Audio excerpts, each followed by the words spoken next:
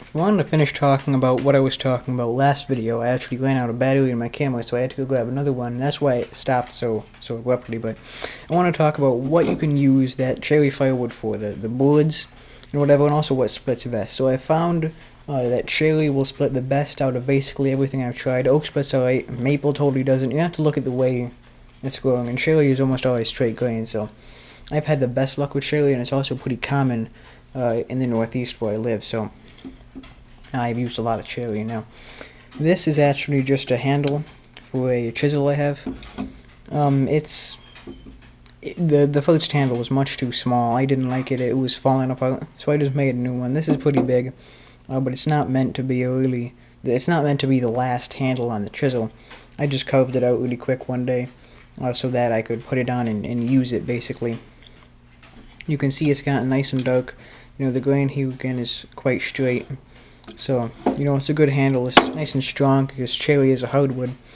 And that's why I've used it here for the handle, but I also just had some lying around. Now for this, because there was no straight edges or anything, you don't need to turn the wood into a board to have this work. You know, to make a handle, you don't need to turn the firewood into a board. To make, you know, the slingshot or whatever I've made, you don't need to turn it into a flat board.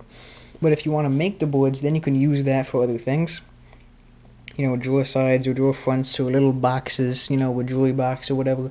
And it also depends on how wide the board is that you have. Those are pretty small because we were just splitting firewood, and whatever we got out of it, that was pretty straight. I wasn't trying to split it for firewood. I wasn't trying to split it for boards. I mean, excuse me. So that's kind of what I mean. But you can use it for, you know, a host of smaller things. You know, doing stuff around. You don't need, you know, a big piece for a lot of it. You know, if you just do that, you get it nice and straight and flat and whatever, and then you want to build a new marking gauge.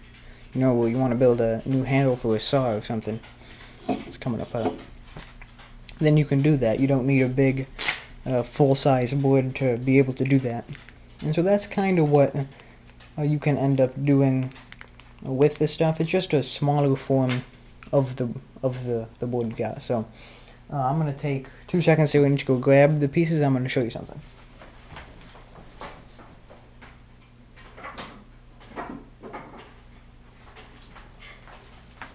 So what I wanted to show you was what you're going to get about out of these boards.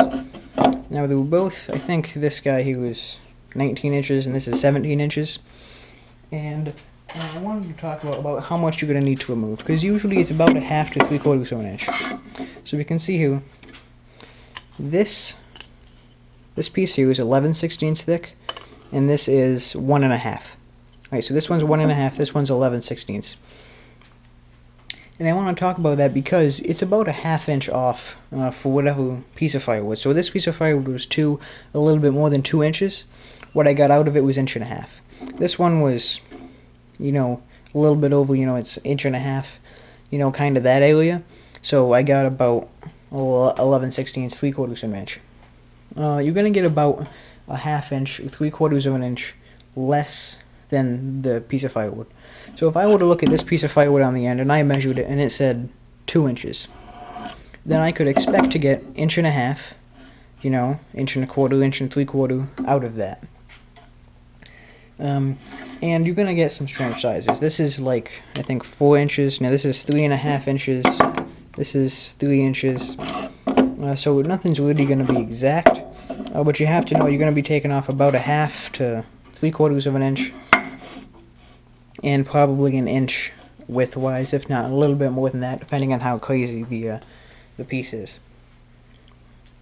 And so, you know, it's you know, easy to do this, and you get, you know, decent sized boards. You know, that could be a drawer front. I could take this, do some, you know, stuff for, you know, something thicker out of it. It doesn't have to be anything specific. You know, if you need thick material for any host of shop projects, you can do that, because this was totally free. You know, it was a tree that fell in the woods. We cut it up, we split it, and then I took an hour out of my day to get a board out of it. So it's completely free, and you can do basically whatever you want out of it. Now, it is nice wood, obviously, so would I use this in place of, you know, cheap pine to do a shop project? I don't know if I would do that. If I had a lot of it lying around, I might.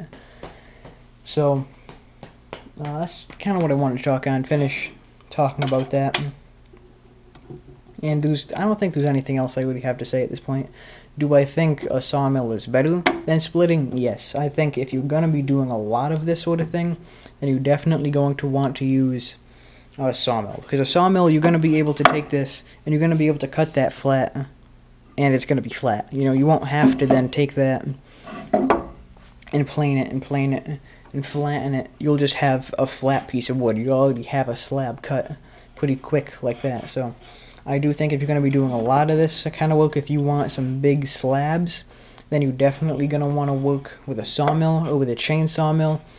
But otherwise, this is good for small things, you know, if you don't need a big piece, or if you just want some extra wood, because this doesn't take much time, you know. To split one round of wood is going to take you 5 minutes, and then you're going to select the wood, and what I'll do is I'll rough hew it with a hatchet. So that's why the wood I showed you is already pretty straight, because if I look at it and there's a big bump, I'll take a hatchet and I'll knock out that bump. And that'll take me another 5 minutes, and then I come down here and it takes me 45 minutes to an hour to make a board like that. So it's pretty quick. You could do 2 or 3 or 4 in a whole day if you have the time. And you can do basically whatever you want with them, and they will 100% free to you. I do suggest, if it is a big, like a smaller piece like this, doesn't really matter about when you do it, but if you're doing a really big piece, give me 1 second, I'll show you what I mean by that.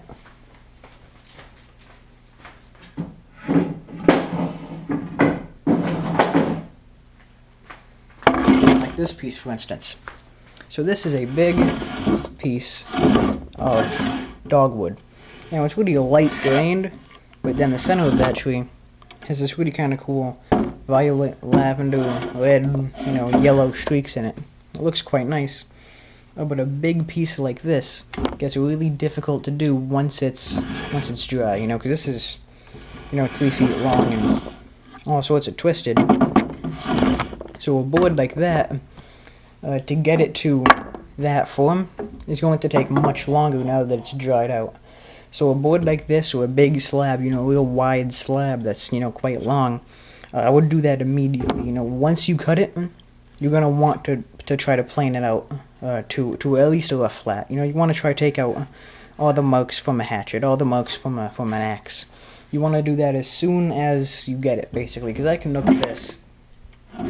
See that comes down and then twists. So this right here is quite low. So I'd either cut that out, or I'd have to flatten the whole thing to this level. Alright. So this would take me 2 or 3 hours just because it's so much larger than that. I can put both of these on here, and it's, still not close. I need another piece of wood. So that's kind of what I'm trying to say, is that if you're doing a big piece, that's quite wide or really long, you're going to want to do it when it's wet. Because especially up here, I'm working with mostly hardwoods, because that's going to split the best anyway. You're going to want to plane that immediately. It's going to plane a lot easier when it's wet, and then it'll twist a little bit, and then you can plane out the twist much easier than trying to plane the entire board flat when it's dry. So I would definitely recommend doing the bigger stuff when it's wet, and even the smaller stuff like this is easier to do when it's wet, but not necessarily, because it's much smaller, so it doesn't really take nearly as much time to do. So again, I would advise you to start doing that sort of thing once the wood is wet. You split it, you plane it down, try, within a week, I'd say, try and plane it down, and then you will see some checking. You will see the piece start to twist. That's fine. You just let the piece dry out, and then you can take the twist out later. But that's definitely what I advise you to do, because this stuff gets really hard to deal with once it's dry.